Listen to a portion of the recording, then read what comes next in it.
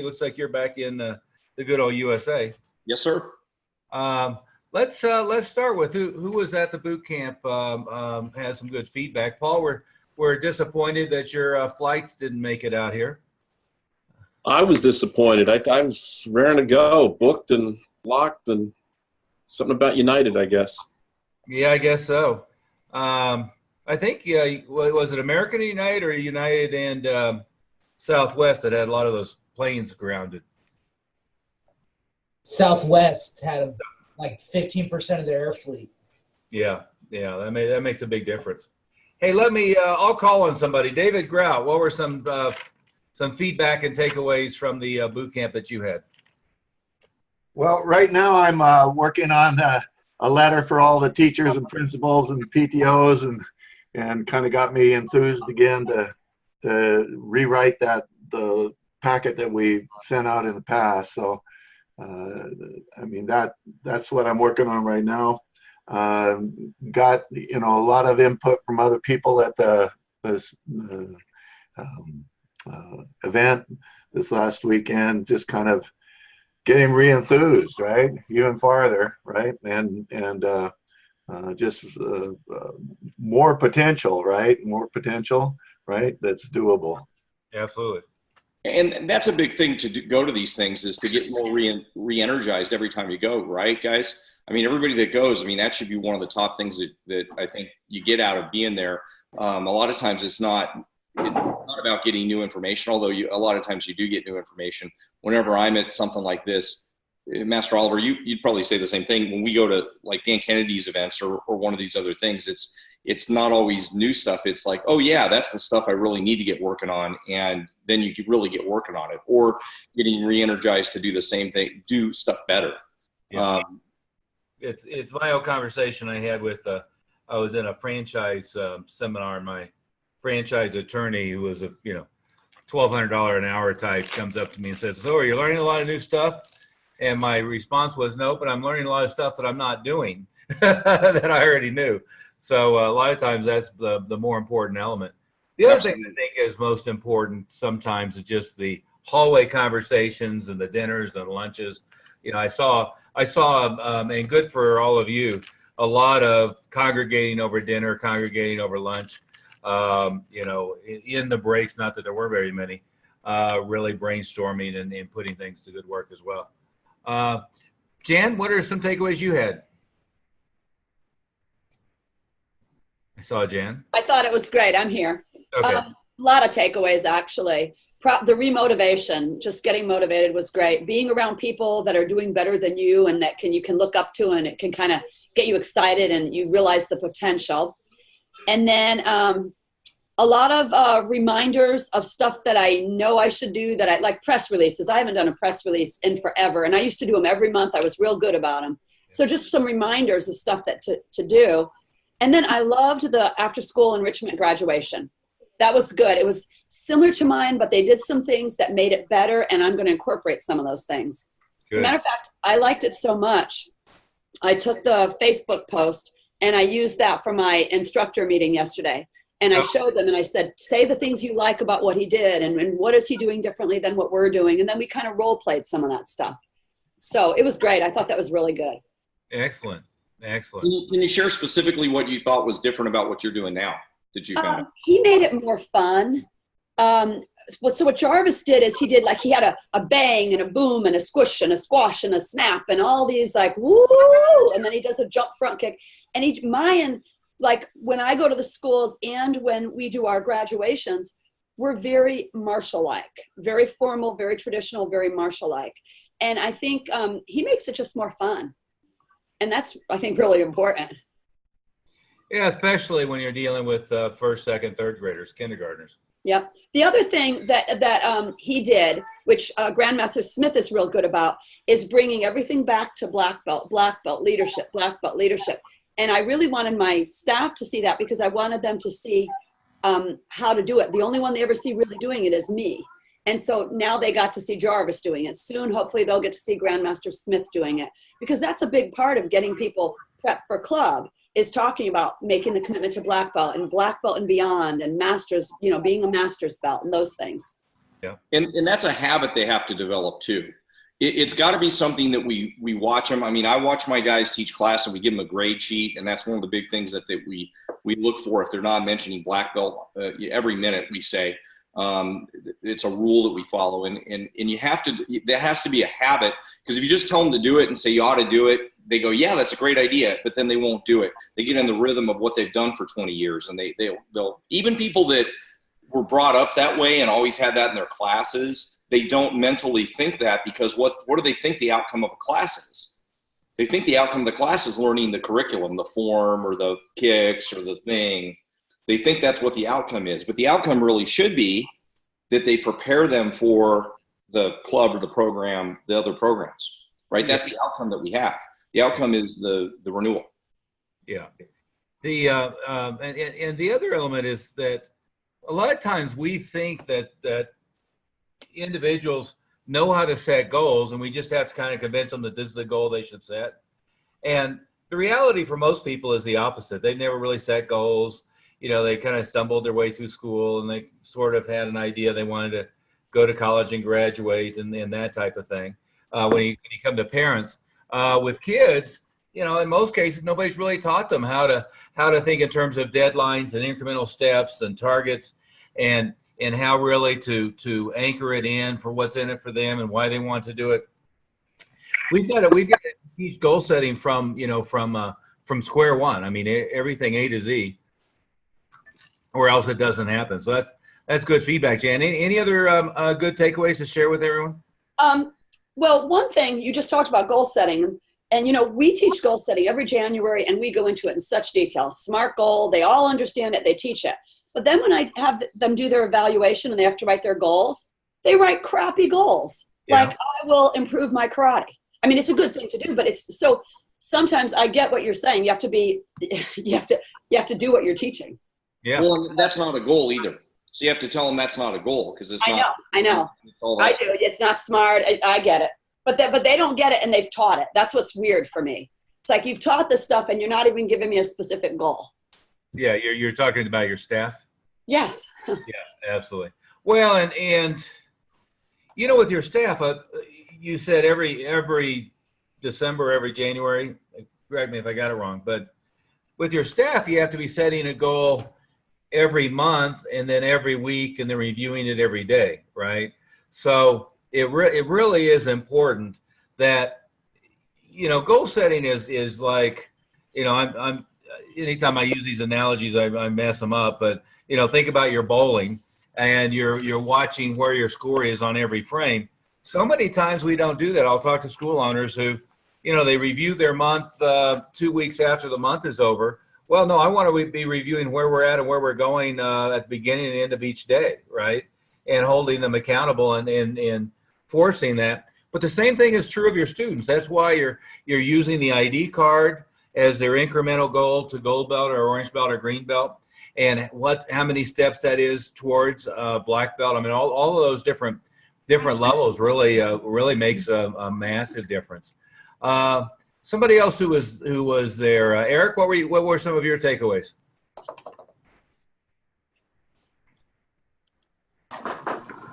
I agree. A lot of reminders of things that we can do that we're not doing. Yeah. It's always good to be around everybody else, just hear what they're working on, what their challenges are, what their successes are. Sure. I found it informative. What were some of the more important reminders? What went onto your to-do list for this week? That I personally have really no interest in developing the elementary school programs and so forth, but that's no excuse for our school not to be doing it. So I put George back in charge of that, and he's going to make that happen again next year. Yeah. Just things, we all have a tendency to focus on things that either we're better at or we like more, but that doesn't excuse the things that should be done that we don't personally do. So it just reminded me to do a better job of delegating and making sure things are happening that can be and should be happening. You bet. The publicity, public relations is one of those where a lot of times you can hire somebody. In that case, you can hire somebody external to the school, because there are a lot of professionals. We talked about June Rhee having done that. And, if you're in a good enough media market, a lot of times it pays to do that, right? We had hired Karen Eden for quite a while, and she's pretty good at it. But I've had 2 or 3 different PR firms over the years. Now, most of the big hits we got were just from paying attention and getting the word out there ourselves. But Master Smith talked about having Arnold Fine, and then God, I forget the other gentleman's name, but Ray Leonard's publicist on staff with June Reed coming in, paying attention all the time. So some of those things, as you're saying, Eric, even if you're not doing it yourself, it certainly merits getting it done, right? Absolutely. Yeah. Good. So, Jeff, Sheila, what are some takeaways you had? Hello, everybody. Yes, everything. Lost you. Sorry about that. Yeah. Okay, am I back again? Yep. Okay.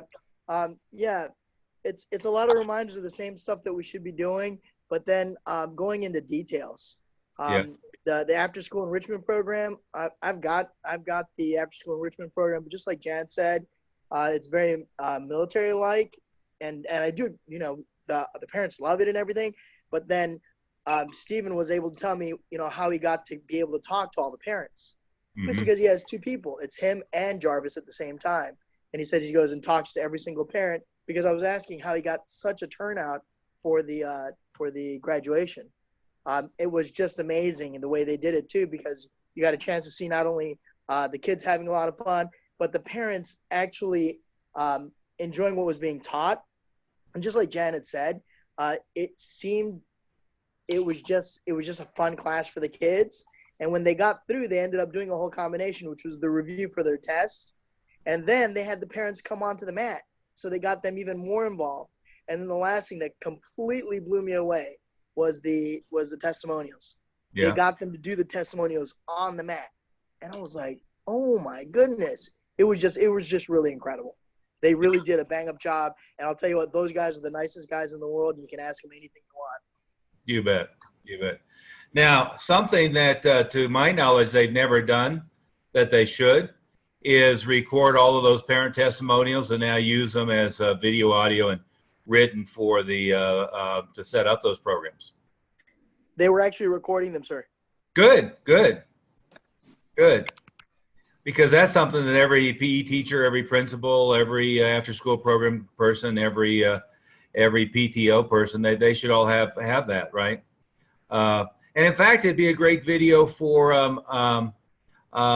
promoting the thing. If you did say a DVD that went out to everybody, that the parents, most of them aren't going to watch it, some of them will, but that'd be a great promotional tool. Sir? Yeah.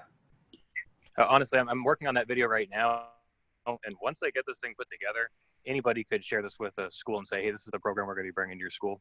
It's like 20-minute video. Excellent. Stuff, yeah. Excellent. So, Lynn, that's great. And Lynn, when you're not on camera, I forget you're there. Everybody, if you can get on camera, put on the camera. We've got Olga and Larry and Kim and Will. It's funny that the video guy is not on camera. Exactly.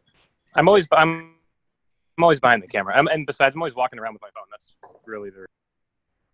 Yeah, we got to get you in front of the camera more often. He wants to be the director. Yeah, Chris, what were some of your takeaways from this weekend? Chris, on? Can you unmute him, Bob? Yeah, I am doing it. Okay. Well, the after-school program graduation was great, as everyone said, and I feel the same way that we should make it more fun way. And also the testimonial by parents were really good too. But, and plus, and a lot of the things that, the great thing was I got to meet all the people that were better than me, honestly.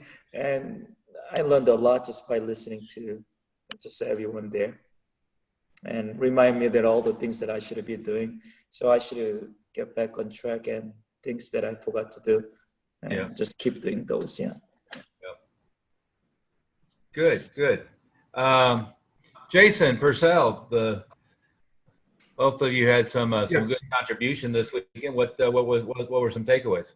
So a couple things. The first thing was the simplest, but I think it's going to make a huge impact. And that is, it's really hard for me to figure out what to be doing. I read, the One Thing book, or whatever that book was, talking about how what's going to make you the most money, do that one thing. Yeah. But the curriculum is important, and marketing is important, and working on these leads are important, and doing an after-school thing is important. All these things are really, really, really important. All of them. And so when you guys talked about, wake up in the morning and the first thing you do is get a notepad, get a paper, pen, and just write down what are some things you need to accomplish. I think that's going to actually help me tremendously. And then when we're flying back to Seattle, Marie falls asleep. And then all of a sudden she wakes up and she's like, that guy. And I was like, what are you talking about? And she's like, the guy. So we have a student who doesn't work for Amazon anymore, but he did 20 years ago. Yeah, he's old school Amazon. Yep. Well, hold on. He's the guy that actually created the shopping cart for Amazon over 20, 25 years ago, right? And so his boss at the time, they're still friends. And Marie found out I went snowshoeing with them. Yeah. And he's literally 2 people below Jeff Bezos. There you go. The guy is high up there, and she's like, "Oh my gosh, why haven't we talked to this guy?" So we're gonna get a hold of him really soon and see if we can get into Amazon. Excellent. Yeah, and at the very least, he can point you and introduce you to the different people that you need to talk to. So that's a wonderful start on that. Yeah. Excellent. It's amazing. Just like, it's part of really starting your day and starting your week off strong is if you go to bed with an idea of the things you're trying to accomplish and let your mind subconsciously work on it overnight. Many times you wake up in the middle of the night, you wake up in the morning, or in this case, a nap on a plane, probably with turbulence over the mountains there. Your mind comes up with the idea. Sometimes the efforting too much to come up with a solution is the block to the solution, right? So that's great. And the other thing is just realizing how many resources you have that are constantly out there and constantly available if you focus on it. Yeah, we have another lady too that we're meeting with hopefully this week, who actually her business she does sewing, and her business now is she sends people to all the schools for after school programs. And that's how she makes a lot of money off of this is from the schools. Now, we don't want to do that because we don't want to be making our money from the schools from this after school program. We want to be getting them into our classes. But she's talked to us. And she's going to actually introduce us to every principal in all the schools, and she's going to get our foot in the door for all the schools we need to. So we're looking forward to that. Outstanding. Yeah, that's great. You just have her walk you in. That's phenomenal. What does she do? She is sewing. That's what I thought you said. Yeah. Uniforms and embroidery and all that kind of stuff. Yeah. Yep. And actually, we should have them. We should have the kids start doing the sewing of our logo on the back of our uniform. So get to work with that. Well, yeah. Anyway. Oh, absolutely. Good. But that 6 degrees of separation thing that you hear about is true. I mean, I read an article. It's actually less than that. You can kind of connect with anybody on the planet with how many. If you know so many people, and you guys probably know a lot more people than you think you know if you're trying to get in with a company or if there's a really good organization you can work with, or the schools like we're talking about, you probably know more people, and you shouldn't be afraid of asking people. Most people that you know would be happy to introduce you. It makes them feel good and it makes them feel important that you ask them to get you an introduction with somebody. Oh yeah. Yeah, I usually find it, you're 1 or 2 degrees away from it, especially in a constrained geographic market. You almost always know somebody who, if they're not in the organization, they know somebody that can get you to the right person.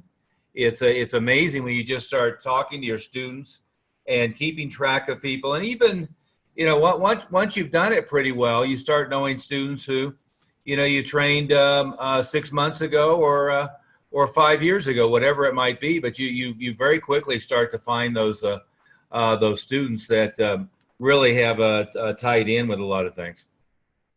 Yeah, that 6 degrees of separation is supposed to be between you and anybody else in the world. Yeah, exactly. So within your town, it's probably a couple. And if you think about it, it probably will come true. So that's awesome, Jason. Yeah, good. How about Chuck Vertoli? The two of you guys were there and taking copious notes. What are some ideas you guys had?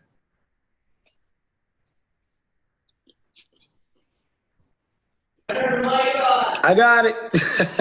All right.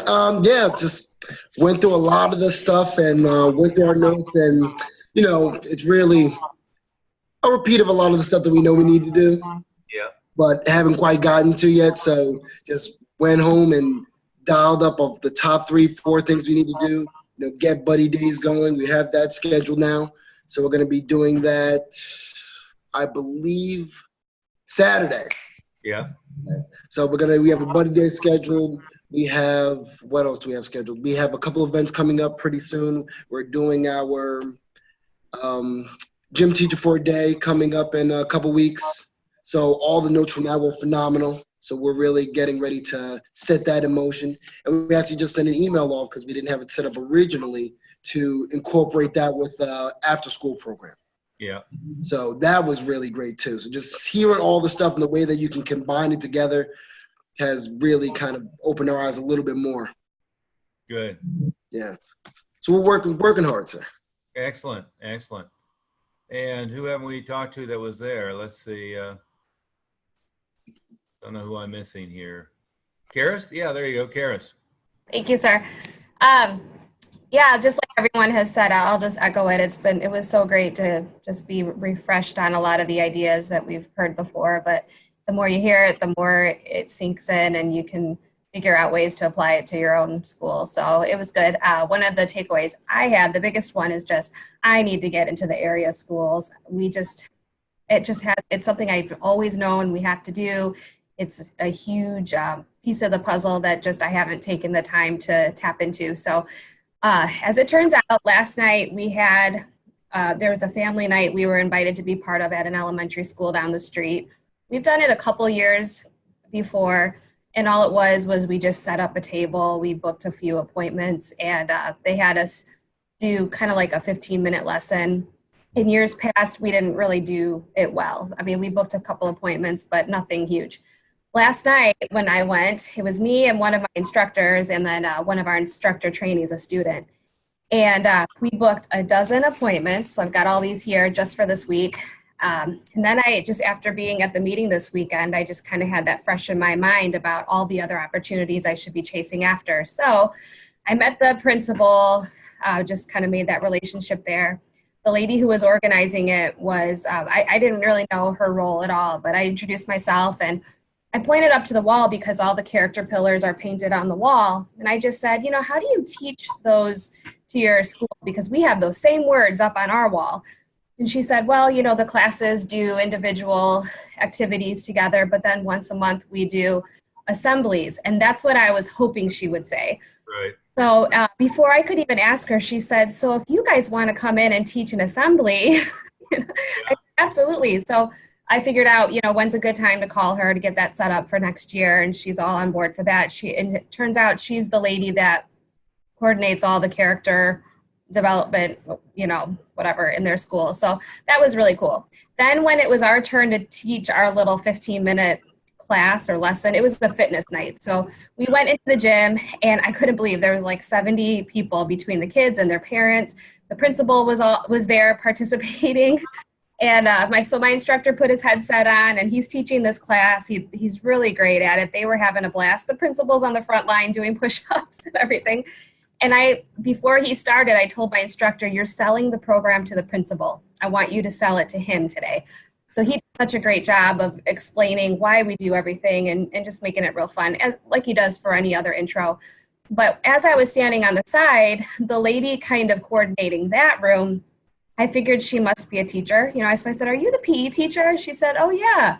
And so I introduced myself and I said, do you ever do a PE teacher for the day? Before I could even finish my sentence, she grabbed my shoulder. She said, yes.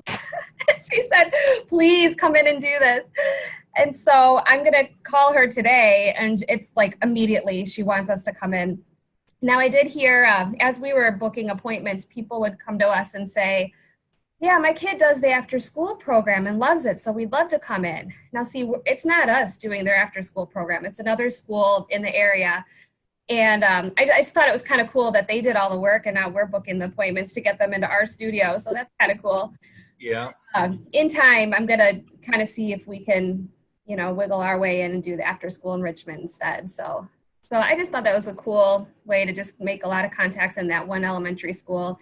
Now I have the confidence to go into any school and kind of do the same thing. So. Perfect.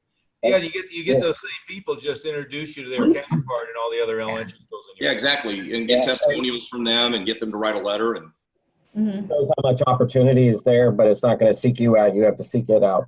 Yeah. And I would just tell everybody when you do these kind of things, make sure that before, again, my golden rule is before you finish the program in the current school, while you're doing it, make sure you set up the next one and the next one and see what festivals they have. And by the way, you know, we can come to your festival and, you know, participate in that. And then you can do a spin wheel, you can do other stuff. And, you know, they'll have the reaction that you experienced, which is they'd love for, oh, really? You'll do that for us too?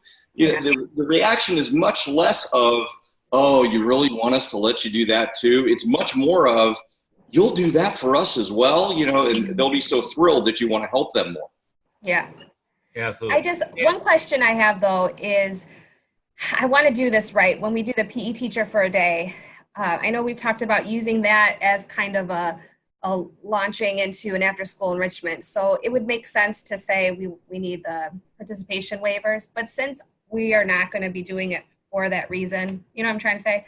How do we just go in only to do PE teacher for a day and still ask for participation waivers? Or what do I do? I want to set it up right now so that every other time we come in, we're you ask for parent permission slips before you do the PE teacher. Just say that we need that. Okay. Everybody thinks this is so hard. You set everything up and then you just tell them, yeah, we just need these permission slips. Right. Okay. But yeah, we want to get permission slips ahead of time. And you know, as we were talking in the meeting, you know, sometimes you have, you know, people in the school, they're a little standoffish or they're trying to give you a good excuse.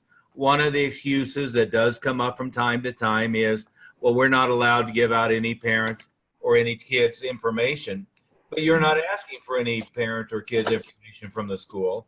All you're asking for is the school to distribute it to the parents, and then the parents will provide the information that they're comfortable with. So they have the option of opting out or participating.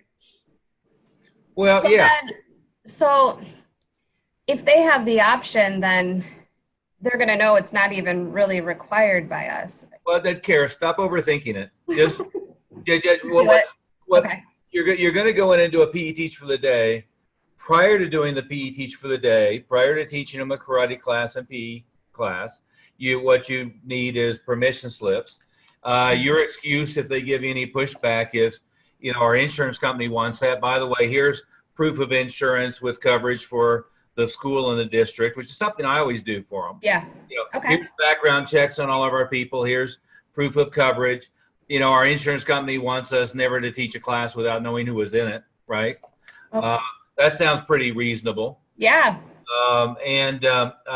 So we just like to do permission slips, and if we can get them out a week or two ahead of time and get them back. And, you know, if you have a halfway cooperative PE teacher, you usually get maybe 80% of them back, right?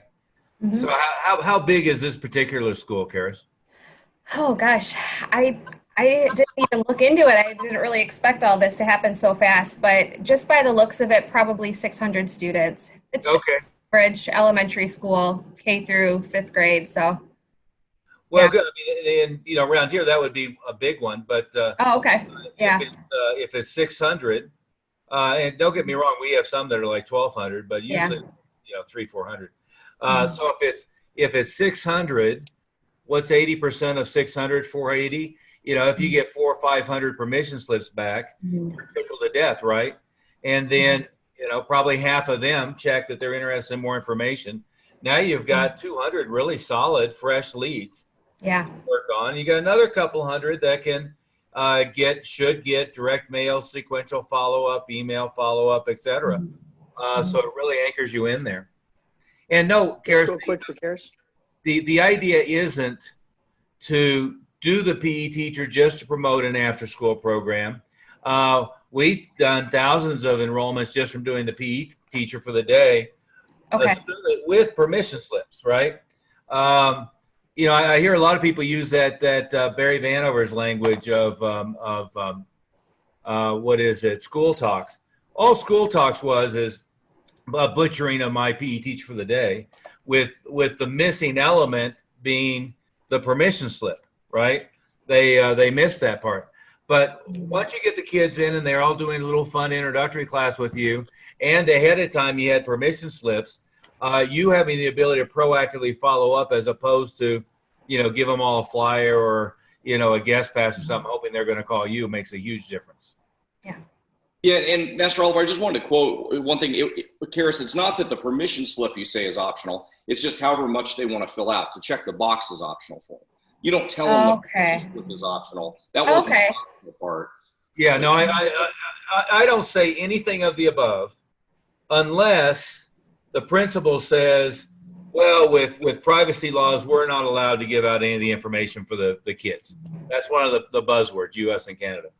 And your response to that is we're not asking you as a school, the administration, the public school system in any way, shape, or form to give any information. This is just going home to the parents and they're providing information as they feel comfortable. Mm-hmm. Right? Sure, that day I would take those and just treat it like any other lead call, try to book. Yeah. How you'd handle it, yeah. Yeah. Okay. All right. Real complicated script. Hi, this is Karis Brody at TM Martial Arts. Yeah. And Billy was in our class today. He seemed to be really having a good time. And I noticed you checked that you're interested in our free introductory program and free uniform. Obviously, we're pretty busy this week, so I wanted to hold a spot for you. We have a time tomorrow night, or we have a time on Thursday. Tomorrow night's at 5:30, Thursday's at 6:15. What's better for you? Mm-hmm. All right. Right? Pretty complicated.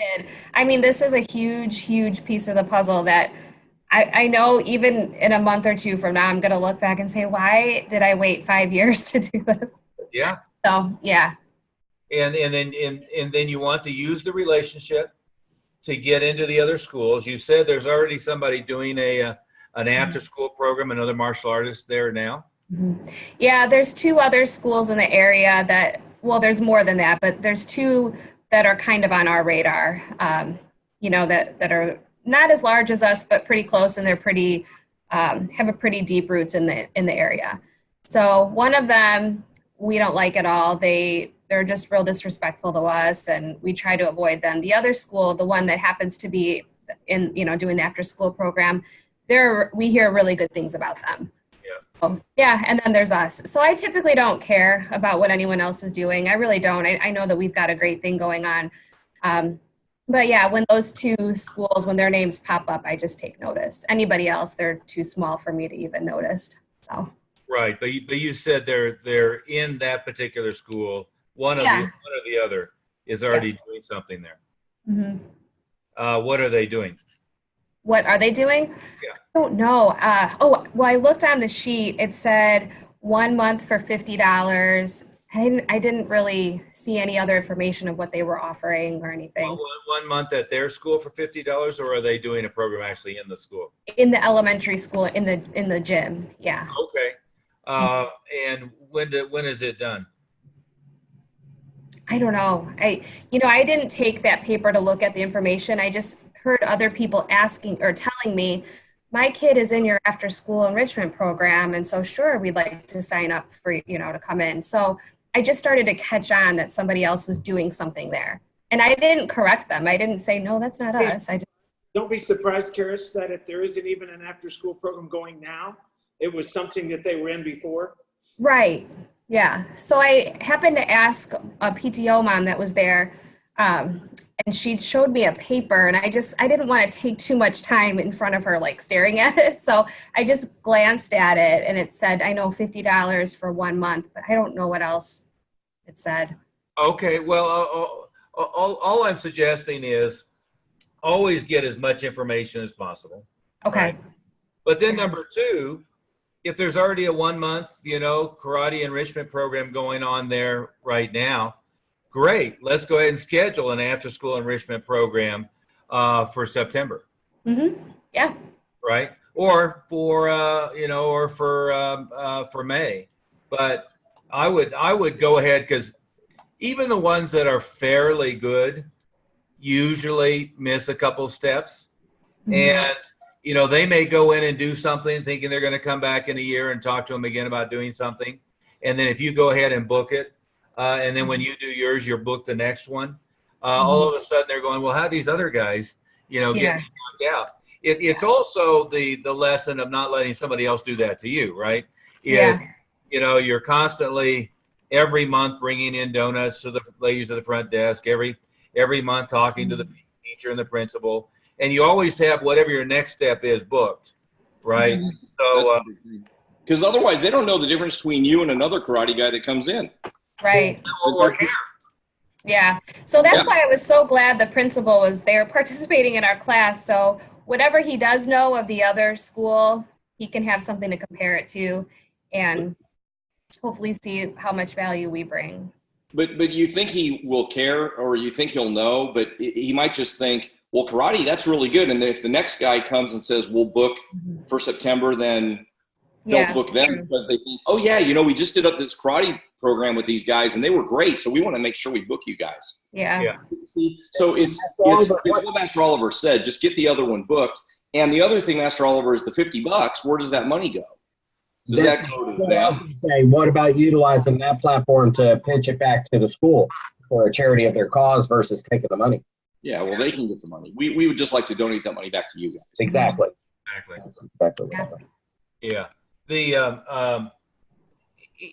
and again, I mean, anchor on what Master Moody just said. They don't know the difference nor care mostly, and I've seen some of our schools who got sloppy, and they thought they were just anchored into this school, and then they didn't get scheduled the next time, and all of a sudden they show up and some other guys there.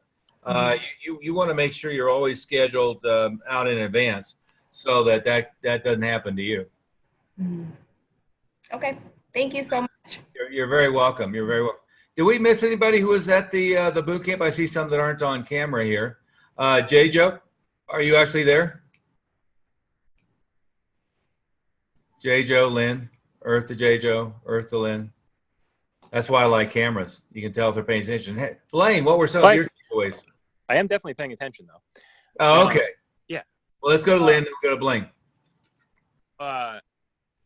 Honestly, I think that it's always, first of all, everything was very, very valuable as far as information is concerned, but there's always random small things that I pick up on. And mine was that you in traffic were making the confirmation calls for the appointments, in the mornings, just in your spare time. Yeah. And I actually just switched over the landline cell phone number to a cell phone. So now I have access to all of my office at home. And I also like that you said that you never do any work before 10 a.m. So now I'm starting to, it was all good insights that are going to shift things around. Because honestly, having other people make those calls, it isn't as good as if I do it. Because I'm going to make that personal connection. It's going to carry over to when I do the appointment. So it's best to just do it myself. And it was hearing that you say that you were doing that in bumper to bumper traffic made it real. Yeah, with an old Motorola flip brick phone like the one in Wall Street at one time. Anyway. That's crazy. Now in a little box, I have all the social media accounts, everything for the entire business that you can carry around. But I'm not going to start working until 10 a.m. That was another takeaway too. So there you go. There you go. Yeah, I don't think I was encouraging anybody to sleep in, but you got to work on your own schedule. And part of the takeaway for anybody who wasn't there is, never starting the day, frantic, always starting the day with a blank legal pad in front of you, with some mindfulness, thinking about what really should be the priority. Because if you just get busy getting busy, you get busy doing typically low priority things. Absolutely. Even though I wasn't there, we spent a hotel room night actually watching the whole program. Okay, good. And there were a couple things. Number one is that the program that you put together for the after school is actually brilliant, because I've done the gym teacher for the day bazillions of times and maybe gotten a handful. So being smart about going into the schools is huge, what I got from this weekend. So thank you, sir. Yeah. Yeah. When you were doing them before, were you getting permission slips ahead of time? No, sir. Yeah. See, you know, what we all tend to default to is, let me see if I can pass out flyers, or, you know, let me do a demo or teach something and give them something to take home. And, you know, in today's day and age, you know, especially when you're dealing with kids with no parents present, well, you know, whether the flyer even gets home or not is questionable. And if they remember the class you taught them at 10 a.m. by the time they get home at 4 o'clock and they're off to Nintendo or whatever, is really questionable. And it's not that you get zero, it's just that you get close to zero, right? You go and do an awful lot of effort and you get a trickle of results.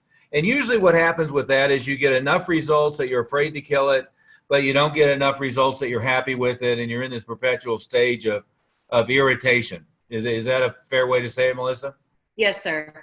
It's, even though I would give them stuff to give to the teachers to the kids, you know, who knows if the parents even got the stuff or the kids even said anything to the parents or anything like that.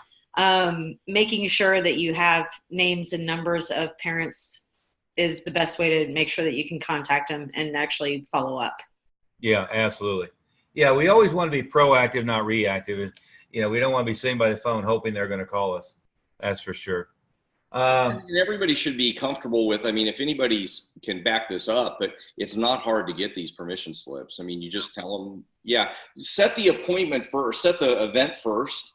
Don't make it a big deal. The whole thing is just don't make a big deal. You set up the event first, and then when you're all done, you got it all scheduled, you know when you're coming, everything's done. Say, okay, and by the way, we just need the permission slips, and here you go. Here's the form that we use. And most of the time, they're just going to go, okay. Yeah, yeah.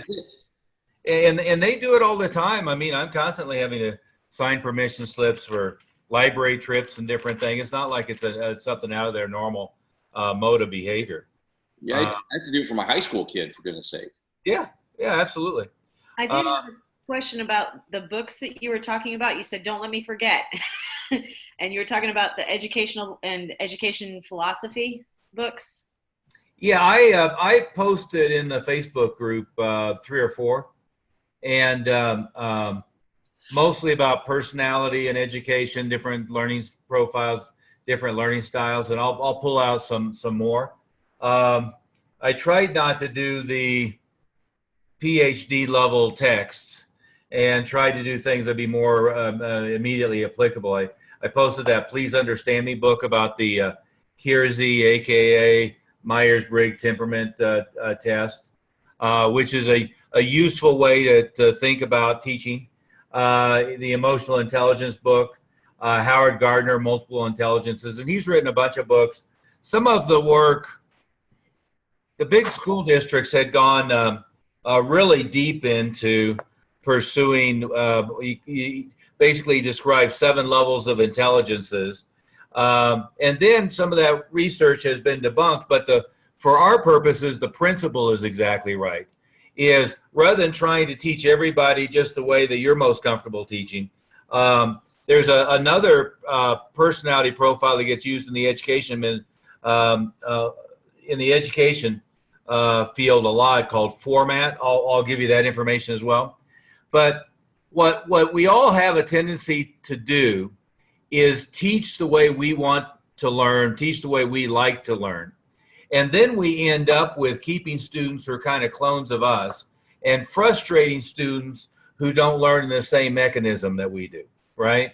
So what I've always been very aware of teaching our instructors, and you know, there's all kinds of ways of subsetting it for yourself. The NLP guys, you know, talk about visual learners, auditory learners, kinesthetic learners. You know, within format, that gives you 4 profiles.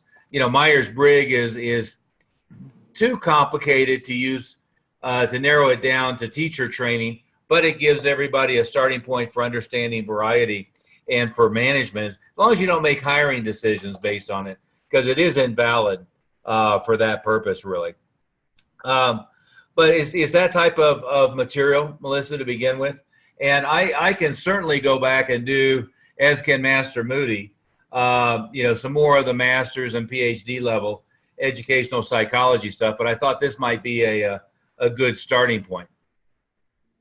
Some of that stuff is good to have in your back pocket when you're going in to talk to a school. I mean, that's why I wrote the book I wrote and did some of the stuff. I just have, really, it's to go back in. I don't expect people to read that. But it's to have a little bit of the lingo to talk to them about things like that. Like Myers-Briggs, for example, is a good thing Master Oliver's talked about. It's so commonly used. It's really been debunked from a research standpoint, even by researchers that used it a lot. Some of my professors use Myers-Briggs and they're embarrassed to say that they used it now. But it's what a lot of teachers use or, know about. People know about that kind of testing. So it's good to know about those kind of things. So everything Master Oliver was talking about, all the multiple intelligence stuff, Gardner stuff is good to know about.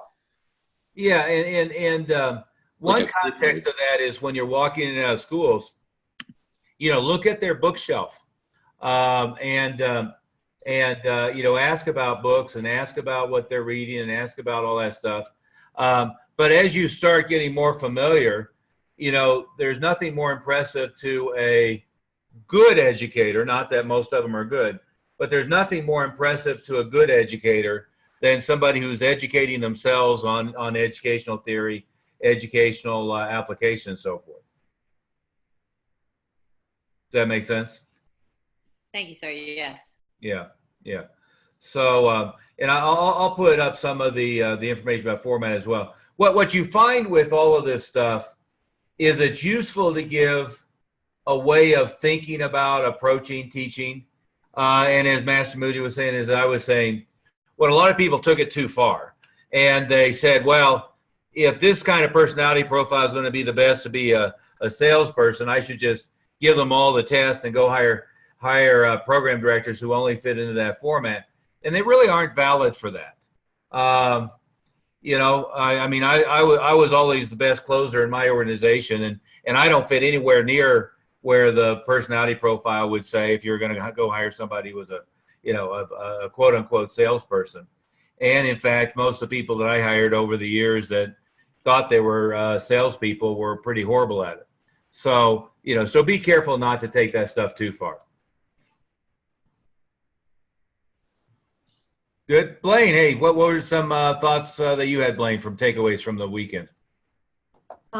Yeah, so one of the biggest things is what's your time worth and what's the value? Because I think I've realized that we struggle with seeing the value in what we do, and that's more personal than anything else, just being around so many people that charge more. So you kind of got to work on that a little bit. But one of the biggest parts is if your time is worth much, how are you spending it? And I really like question that was asked, which was, well, these are all great ideas. It was about 30 minutes into Friday. These are all really good ideas, but when are you supposed to ever get them done? So when you stopped and spent about 30 minutes saying, what's the priority here, and just put that in there and make sure, I loved your analogy too, where you role played, how you turn away a parent who's real sweet, but they waste your time. Yeah. So all that stuff was really helpful because then, it made sense taking notes on all the other action items once you get an understanding of how you could possibly find time to ever do them. Yeah. Good. So what were some specific action steps you're taking this week on that? What behavioral changes do you have? For one, I actually took action to call an instructor training meeting so that we could start to get the instructor trainees. Master Moody talked about getting them more up to speed on the systems. So when they're assisting in class, are they, having the right language to sell from the floor and reinforce the program makes my job a little bit easier. Getting them ready for some live event support so that you can capture the leads, all that little stuff in terms of the systems there. And then just dedicating the time over the next 2 weeks. I've got one job each day that's more like a monthly marketing job. So one job each day, just take an hour and knock out, say 20 public schools on Tuesday and fix your, web bot on Wednesday, like all those items that seem like a good idea. Just pick a day and then you got that hour set aside and you just smash them out. Good. Have I missed anybody who was at the meeting that we haven't gotten some feedback? Can I add, Mr. Oliver? Yeah, go ahead, Olga. Well, I actually, Blaine brought up a good point about the, being focused on one thing. I've had trouble with this, and I like that you gave us permission that it's okay to focus on one thing at a time. You don't have to do 20 million things in the same day. And I'm already implementing the starting the day with a blank piece of paper. That was just, a very, very valuable thing that I've heard before. But again, sometimes you just need to get that permission a few times that you don't have to start off your day frantically. It's okay to be relaxed and methodical. Another takeaway from me was contacting all the big employers. We are on the right track. We're setting up the workforce violence prevention course. So, but when you talked about it, that, jogged my mind about other big employers that we're going to go to aside from the hospital. So thank you for that. You're very welcome. And Olga and Melissa, you guys were watching on the live stream. Was it adequate quality for that purpose? Yeah. On Saturday, it was, it disappeared a few times. So there were a few interruptions. Friday was flawless, but I don't know if it was just us here but it was the best we could do without being there. And we still got a lot of takeaways. I missed hanging out behind the scenes with other school owners because, you can't replace live events. Yeah. But, I really appreciate you making this available. Oh, absolutely. And for your events and stuff, I just literally took my MacBook Pro, plugged in the webcam, and I did an external webcam rather than built in, and just live streamed it. So it wasn't very complicated. There's a lot of ways to make it complicated. And in this case, I did it as a webinar using the system we use here, Zoom. But you could do the same thing, just live stream direct to Facebook or direct to your website or whatever you want to do for a lot of your things if you wanted to. Yeah, and Master Oliver, I was gonna mention something back to what Blaine said. She was mentioning about the instructors saying the right things on the floor, and it relates to what Jan said too. Jan was mentioning it in terms of the graduation and getting people enrolled. And I mentioned that has to be a habit. That habit should be pervasive throughout everything that we're teaching, about everything we're doing in all the classes and training ongoing for all. It shouldn't just be, I just want to make the point, Blaine's talking about it in regular classes, and it should be that way in regular classes and for these kind of beginner classes or the ones that you're trying to use to get people into your program or renewed. It should be something that happens all the time. All this training about black belt and what their goals are should be, it's got that terminology has to be built in, and the habits have to be built into what we're doing. So that's great that Blaine's doing that and that Jan's doing that. It's just, I just want to make sure everybody understands that's got to be throughout your program. Yeah. And Jim, you were going to give some feedback from the weekend. Yeah, I think a couple of the things that were good for me was, again, hearing, I'm in a town that has fairly poor demographics and is a fairly small town, but hearing how many others are in the same boat, it's not everybody else is in a big city. And so it was encouraging to hear how well they've done in, small markets as well. So that helped a lot. I've jumped off this week looking for more live events to go to. I booked one. I went after Kobe's in that I've got a fun run, 5K coming up soon in an animal park that's real close here, and where the people are going to be running through, where the animals are. It's pretty well attended. I called and talked to the person who runs that, and he said, "No, I'm sorry, we're not allowing any tables, any outside vendors." So I called up the woman who runs the park and told her how we were going to donate everything back to them. And immediately she agreed. So we're going to be the only one there. So I'm looking forward to that. Excellent. Also, I just talked today, and I think I'm going to be doing the Relay for Life. And I was wondering if anybody has had experience with the Relay for Life events. I wanted to ask you on what you just said, though. They said they don't allow tables, but then you call the person in charge and you got them to allow you. Well, the person in charge of the run wouldn't allow me. I called the person who was in charge of the overall park and talked to her, and she was on board immediately when I said we were going to donate the money back to them and, you know, support them. And everybody should write that down and list that on their lessons for perseverance and not giving up when somebody says no to you. So sometimes you call the next person or the other person or the third person, and then you get in. And by the way, when you get in on that way, you're going to be the only table there, the only person doing something. And you're going to be the most exciting person. You're going to be getting even more leads because you're going to be the only one out there. So I'm sorry, I didn't want to skip by that. And that's such a good lesson. Yeah. Well, and then there's several iterations of that lesson, right, Master Moody? You've gone to the shopping center where the theater sits in and done the booth out in the shopping center. I've done the same thing. When going to the shopping center marketing director and doing something rather than the theater is one element. But wherever it is, look at the place you'd want to be where the alternatives are. Sometimes there's 2 or 3 different people who have some level of authority or role with it. One might not be thrilled, but the other might, right? And the other thing, not to dwell on movie theaters, but with the movie theater things, a lot of people go talk to the theater manager and get rebuffed. Well, you know, when we're going over the theater manager's head, the theater manager just sees it as something else they have to deal with. And the marketing people see it either as a revenue stream or see it as something productive. So you're always looking to find the one that will be easiest to be happy about you being there, if that makes sense for everybody. I see Jeff Cash. Jeff, are you there? Jeff and Jay Joe, are you guys behind the no camera? I'm here.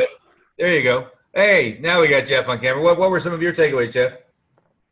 I really valued the time. I mean, obviously a bunch of stuff that we covered was amazing. And for me, Master Smith, you know, I got to drive him around. And one of the things he's been talking to me about lately is planning my time more accordingly. And then you talking about, you know, not starting until 10, but just make sure you map it out. So I got more done yesterday than I have in a long time on actually productive things rather than just busy work. Congratulations. So that felt good. And I have my whole list today of what I'm going to be focusing on. So I'm actually trying to chunk and block my times, both for what I need to get done and for marketing, kind of combining them, so that I don't feel like I'm running in 15 different directions all at once. So yeah, that was big. But then the dinners both nights were hugely valuable. Just being able to sit and talk with the other people.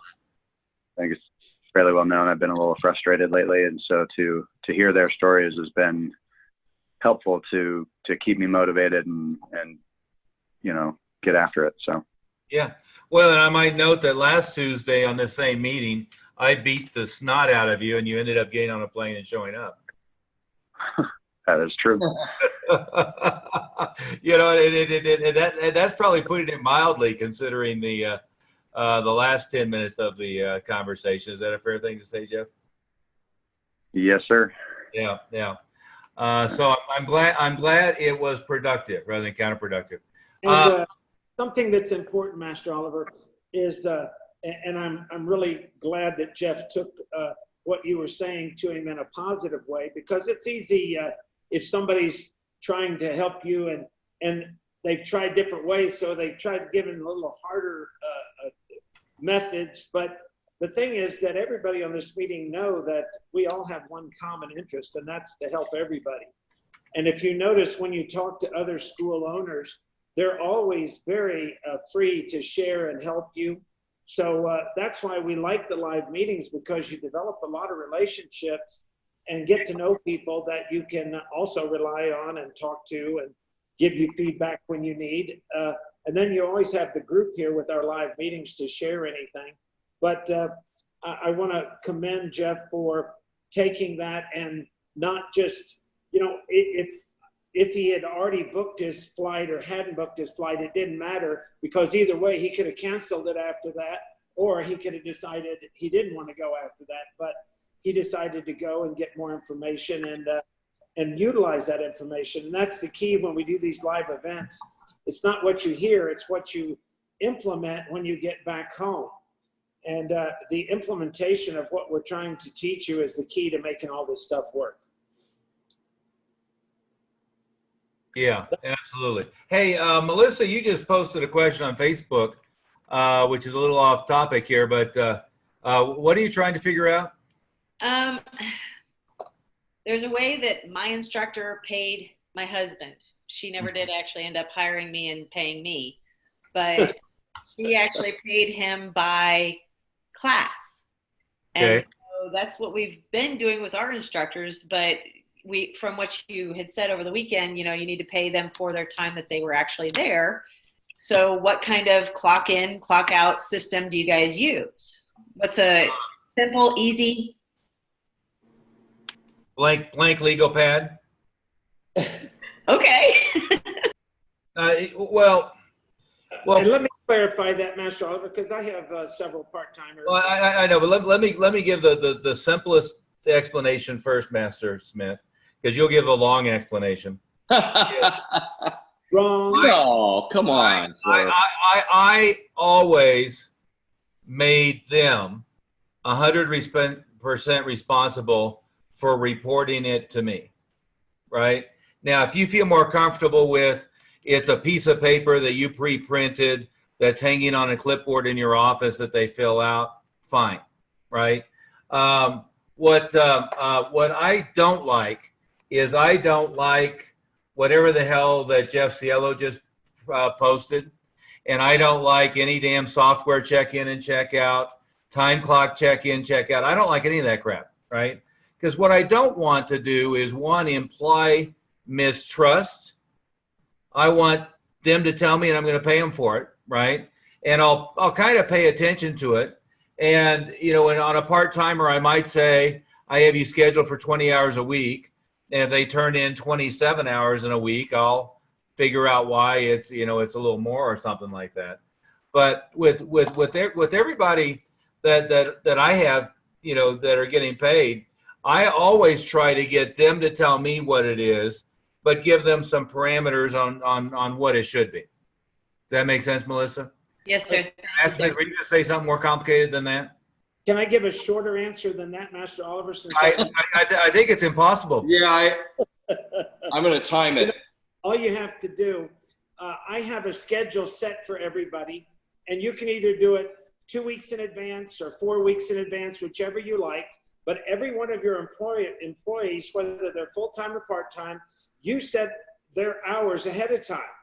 Now, that doesn't mean you're not going to add some hours if you're going to do a live event later, but I have that schedule on a calendar, and the first of the month, they all, or even a week before the first of the month, they all get a copy of it. And then they come back to me over the next 2 weeks if there's any adjustments that have to be made. Then I can make them there before we start implementing, and then I can make my changes. Time. Yeah, but Melissa, the thing is on all of it. If I've got somebody who's getting paid on percentages, again, let's say that I'm only paying payroll on the first of the month, not doing weekly, not doing bi-monthly, not doing any of that stuff, just always on the first of the month. There's a good argument for that. One is you get your billing in at the end of the month. You pay everybody on the first of the month. You pay your rent on the first of the month. You pay everything else on the first of the month. 100% of your bills get covered by the monthly billing, and then you don't have to mess with it again, right? One of the best things I ever did is get rid of paying people first and 15th. But then, I'm going to have a cutoff date. So let's say it's the 25th. On the 25th of the month, you tell me, what your hours are and what you're supposed to get paid. And then when you give it to me on the 25th, I pay you on the 1st. Now, if you don't give it to me on the 25th and you give it to me on the 2nd, well, okay, add it to next time, and we'll we'll pay you on the 1st. Well, can I get a check now? No, it's due on the 25th, and then I pay it on the 1st, and they'll only miss it once, right? But the other side is, avoid anything that big corporate does that reeks of following labor law, overly zealously, or reeks of distrust, or reeks of unionization. Don't do it, right? Never have them feel like they're clocking in, clocking out. Human beings are conditioned: clock in, turn off brain, go apathetic, clock out, go have fun. Eliminate all those kind of things where humans have been trained to think inappropriately about their career path. Does that make sense?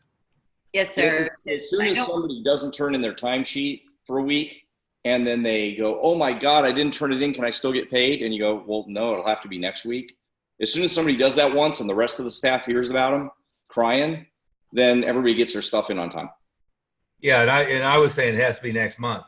It's oh no, yeah, it would be next pay period next month. Yeah, right, yeah. exactly. I mean, they would turn whatever they get. My son did that, and he didn't get paid. Yeah. So it doesn't matter if it's my son. But always lean towards trusting people, and eyeball it, and it seems a little out of sort. That I know I've only had 2 people in history cheat me enough that it was painful, right? I had one guy that just blatantly was ripping me off. 2 of them, but that's out of hundreds, right? Most people are much more appreciative in knowing that you're taking their word for it, and that's what it is. And as long as it's more or less the number of hours they were scheduled for, you're fine. Thank you, sir. Matt Smith, any quick recaps from the weekend before we call it a day today? No, I just I thought it went smooth, and I liked the couple extras that we had with the school, and for the schools that didn't make it to watch that after school graduation, you missed something, but I did video it myself and post it on our Facebook page. So look back through and find it if you didn't get to see it, because what you're going to find when we talk about doing live things and marketing, it's sometimes you're not as successful not because you didn't do the event right. It's just that the finer details of it that make it, when you watch that the graduation at Thornton, how different that was probably than most of you are doing them, how they interacted with the parents, how they taught the classes, how they reiterated black belt so many times to pre-frame them. All of those little details is what makes all of your activities that you do in your marketing more effective. So don't miss the details on stuff. You guys are advanced enough now to start picking up more of those details. And it's one of the reasons why we try to let you see one of those, because if you've never seen one done properly, then you have your own version of it that might not be as effective. So again, that was what I thought was very beneficial for everybody. Yeah, and speaking of which, I'm trying to get better at letting you guys know kind of behind the scenes opportunities that you can come and watch if you want to. We're not going to do any formal meetings around it or anything, but on the 27th, 28th, 26th, specifically on the 27th, we have an intramural tournament that'll be Mile High Karate Schools and Ripple Effects, and it's rolled into a black belt progress check. So if anybody would like to come out and see behind the scenes and watch how that all gets done, you're welcome to. That's going to be, again, April 27th and 28th. If you are interested in coming, we'll show you hotels and one thing or another. It's going to be up more or less between Thornton and Fort Collins. So as the schools have PE teachers for the day and intramural tournaments and different things going on, I am going to try to stay up with letting you know ahead of time. And if you want to, if you want to come out for that, you're certainly welcome to. our next formal leadership mastery meeting is the behind the scenes at the Black Belt Retreat in Estes Park in the fall. So make sure you look at your schedule now and don't have a belt graduation, black belt test, any of that stuff in conflict. So you're clear now. Sir, do we have the date on that? We do. What is it? First weekend in November, is that confirmed? 8th, 9th, and 10th. 8th, 9th, so actually second weekend. 8th, 9th, and 10th of November. There you go. That's good. Master Oliver, so we're not doing a third meeting this year? We're not going to do the Orlando one. That's not going to work out for them. Okay. So we're just not having that meeting. Correct.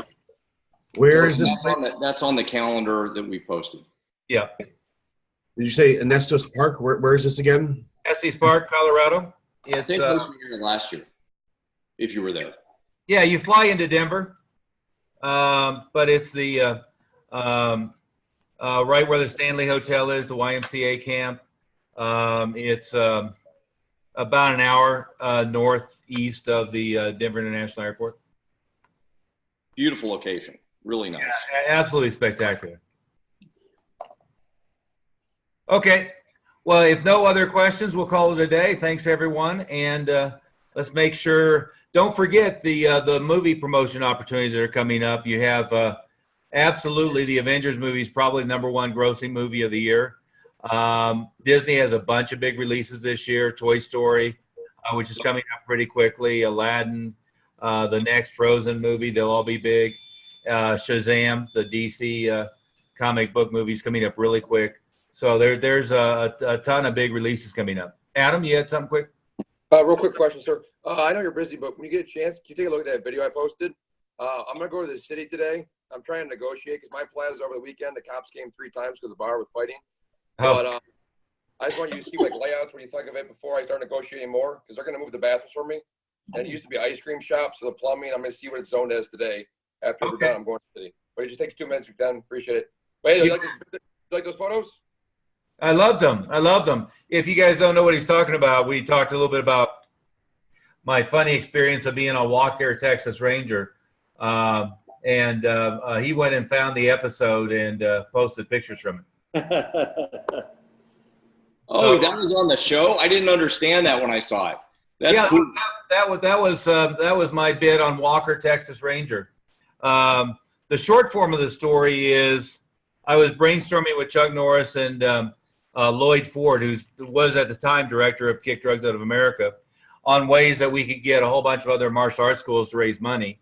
And my comment was, well, they all want to be movie stars. They all want to be you, Chuck. Could you give them a shot on Walker, Texas Ranger for whoever raised the most money?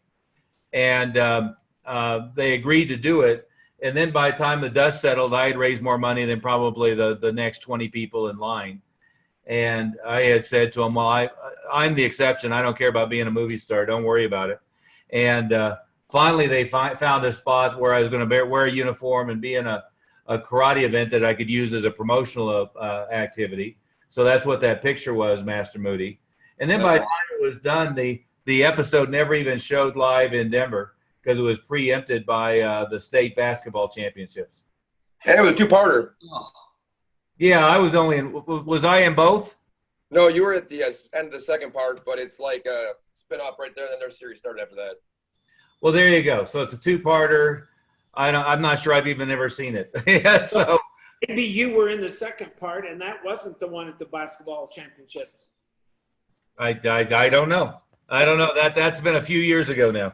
What was the name of the episode, Adam? It was like Sons of Thunder at the bottom of it. Trent Matoy, if you get their names like that. I'll send you the link. I found another video too. Okay. Master Oliver, Chris Hong had a question about successfulkids.com.